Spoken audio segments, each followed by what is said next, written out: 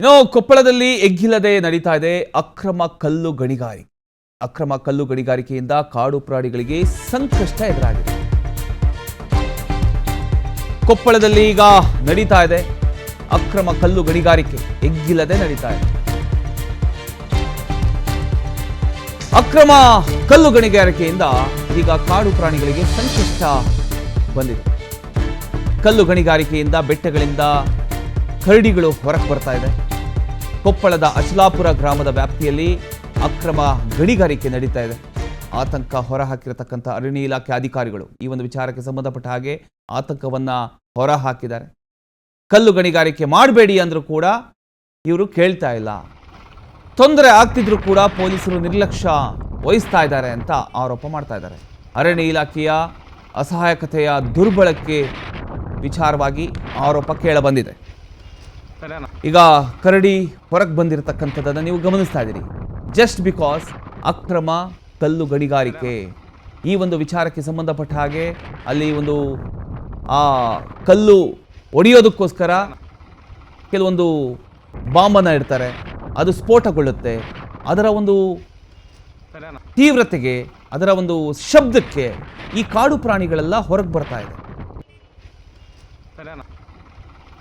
S, ಇದ್ರ ಬಗ್ಗೆ ಇನ್ನಷ್ಟು ಡೀಟೇಲ್ಸ್ ಕೊಡ್ತಾರೆ ನಮ್ಮ ಪ್ರತಿನಿಧಿ ಪಾಂಡುರಂಗ. ಎಸ್ ಪಾಂಡುರಂಗ, ಈಗ ಯಾವಾಗಿಂದ ಈ ಅಕ್ರಮ ಕಲ್ಲು ಗಣಿಗಾರಿಕೆ ನಡೀತಾ ಇದೆ? ಇದಕ್ಕೆ ಯಾಕೆ ಯಾರು ಕೂಡ ತಲೆ ಕೆಡಿಸ್ಕೊಳ್ತಾ ಇಲ್ಲ? ಈಗ ಅರಣ್ಯ ಇಲಾಖೆ ಸಿಬ್ಬಂದಿಗಳು, ಅಧಿಕಾರಿಗಳು ಎಲ್ಲ ಕಂಪ್ಲೇಂಟ್ ಮಾಡ್ತಾ ಇದ್ದಾರೆ. ಏನಿದೆ ಅಪ್ಡೇಟ್ಸ್ ಇದ್ರ ಬಗ್ಗೆ ಅಂತ? ಪ್ರಮೋದ್, ಏನು ಕೊಪ್ಪಳ ಜಿಲ್ಲೆಯಲ್ಲಿ ಅಕ್ರಮ ಕಲ್ಲು ಗಣಿಗಾರಿಕೆ ನಡೀತಿರೋದು ಇವತ್ತು ನಿನ್ನೆ ಏನಲ್ಲ, ಇದು ಸರಿಸುಮಾರು ವರ್ಷಗಟ್ಟಲೆ ಹಿಂದೆಯಿಂದನೂ ಕೂಡ ನಡೀತಾನೆ ಬರ್ತಾ ಇದೆ. ಆದ್ರೆ ಇದರಲ್ಲಿ ಅಧಿಕಾರಿಗಳು ಎಲ್ಲೋ ಒಂದ್ ಕಡೆ ಗಣಿ ಮತ್ತು ಭೂ ವಿಜ್ಞಾನ ಇಲಾಖೆ ಅಧಿಕಾರಿಗಳಾಗಿರ್ಬೋದು, ಇಲಾಖೆ ಅಧಿಕಾರಿಗಳು ಎಲ್ಲರೂ ಕೂಡ ಇದರಲ್ಲಿ ಶಾಮೀಲಾಗಿದ್ದಾರೆ ಅಂತಕ್ಕಂಥದ್ದು ಕೂಡ ಮೇಲ್ನೋಟಕ್ಕೆ ಗೊತ್ತಾಗ್ತಾ ಇದೆ. ಯಾಕಂತ ಹೇಳಿದ್ರೆ ಇದೇ ರೀತಿಯಾಗಿ ವಿಜಯನಗರ ಜಿಲ್ಲೆಯ ಹಂಪಿ ಭಾಗದಲ್ಲೂ ಕೂಡ ಸಾಕಷ್ಟು ಪ್ರಮಾಣ ನಡೀತಾ ಇತ್ತು. ಹಿಂದೆ ವರದಿ ಮಾಡಿದ ಸಂದರ್ಭದಲ್ಲಿ ಬಂದಾಗಿದೆ.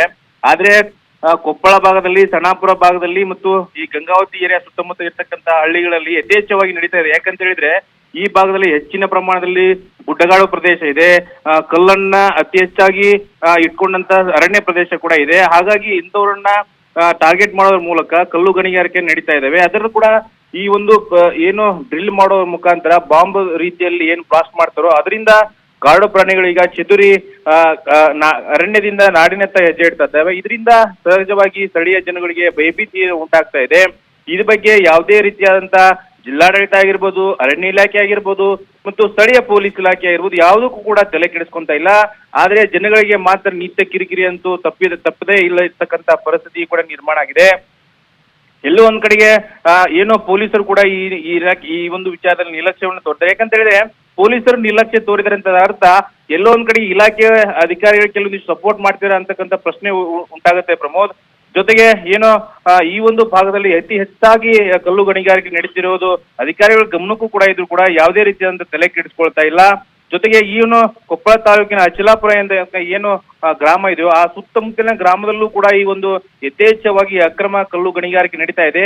ಮೊನ್ನೆ ಅಷ್ಟೇ ಬೆಂಗಳೂರಿನ ಒಂದು ಸುತ್ತಮುತ್ತಲಿನ ವಾತಾವರಣದಲ್ಲಿ ನೋಡ್ತಾ ಇದ್ವಿ, ಅಲ್ಲಿ ಕ್ವಾರಿ ಕುಸಿದು ಸಾಕಷ್ಟು ಜನ, ಕೆಲವೊಂದಿಷ್ಟು ಜನ ಸಾವನ್ನಪ್ಪಿದ್ರು. ಅದೇ ರೀತಿಯಾಗಿ ಅದು ಇಲ್ಲಿ ಅಕ್ರಮವಾಗಿ ನಡೀತಾ ಇದ್ರು ಕೂಡ ಯಾಕೆ ಅಧಿಕಾರಿಗಳು ಮೌನ ವಹಿಸಿದ್ದಾರೆ ಅಂತಕ್ಕಂಥದ್ದು ಪ್ರಶ್ನೆ ಆಗುತ್ತೆ.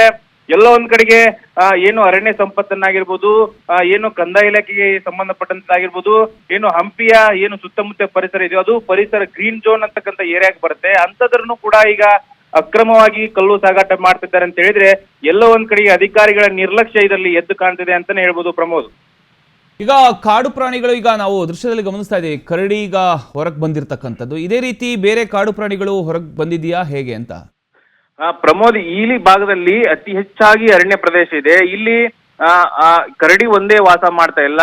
ಏನು ಚಿರತೆ ಆಗಿರ್ಬೋದು, ಜಿಂಕೆ ಆಗಿರ್ಬೋದು, ನವಿಲುಗಳಾಗಿರ್ಬೋದು, ರಾಷ್ಟ್ರೀಯ ಪಕ್ಷಿ ನವಿಲಾಗಿರ್ಬೋದು ಸಾಕಷ್ಟು ಪ್ರಮಾಣದಲ್ಲಿ ವಾಸ ಮಾಡ್ತೇವೆ. ಯಾಕಂತ ಹೇಳಿದ್ರೆ ಈ ಭಾಗದಲ್ಲಿ ತುಂಗಭದ್ರಾ ನದಿ ಹರಿಯುತ್ತಿರೋದ್ರಿಂದ ನೀರಿನ ಮತ್ತು ಅವಿಗೆ ಕುಡಿಯೋ ನೀರಿನ ಜೊತೆಗೆ ಅರಣ್ಯ ಸಂಪತ್ತು ಹೆಚ್ಚಾಗಿರೋದ್ರಿಂದ ಸಾಕಷ್ಟು ರೀತಿಯ ವಿವಿಧ ಪ್ರಭೇದದ ಪ್ರಾಣಿಗಳು ಇಲ್ಲಿ ವಾಸ ಮಾಡ್ತವೆ. ಹಾಗಾಗಿ ಕರಡಿ ಒಂದೇ ಅಲ್ಲ, ಚಿರತೆ ಕೂಡ ಆಗಿರ್ಬೋದು. ಮೊನ್ನೆ ಅಷ್ಟೇ ಈ ಸಣಾಪುರ ಭಾಗದಲ್ಲಿ ಚಿರತೆ ಓಡಾಟ ಆಗಿದೆ. ಹಾಗಾಗಿ ಇದರಿಂದ ಕಾಡು ಪ್ರಾಣಿಗಳ ಜೊತೆಗೆ ಜಿಂಕೆ ಆಗಿರ್ಬೋದು, ಸಣ್ಣ ಪುಟ್ಟ ಪ್ರಾಣಿ ಪಕ್ಷಿಗಳು ಕೂಡ ಇಲ್ಲಿ ಜೀವವನ್ನ ಕಳೆದುಕೊಳ್ಳುವಂತ ಪರಿಸ್ಥಿತಿ ಇರುತ್ತೆ. ಯಾಕಂತ ಹೇಳಿದ್ರೆ ಪಕ್ಷಿಗಳ ಏನು ಹೃದಯ ಬಡಿತ ಅತ್ಯಂತ ಸೂಕ್ಷ್ಮವಾಗಿರುತ್ತೆ. ಇಂಥ ಬ್ಲಾಸ್ಟ್ ಒಂದಂತ ಏಕಾಏಕಿ ಆದಂತ ಸಂದರ್ಭದಲ್ಲಿ ಪಕ್ಷಿಗಳು ಕೂಡ ಸಾವನ್ನಪ್ಪುವಂತ ಆತಂಕ ಕೂಡ ಇದ್ದೇ ಇರುತ್ತೆ. ಹಾಗಾಗಿ ಈ ರೀತಿಯಾದಂತ ಏನು ಮನುಷ್ಯರ ಮೇಲೆ ಅಟ್ಯಾಕ್ ಮಾಡುವಂತ ಸಂದರ್ಭ ಕೂಡ ಇರ್ತವೆ ಈ ಪ್ರಾಣಿಗಳಿಂದ.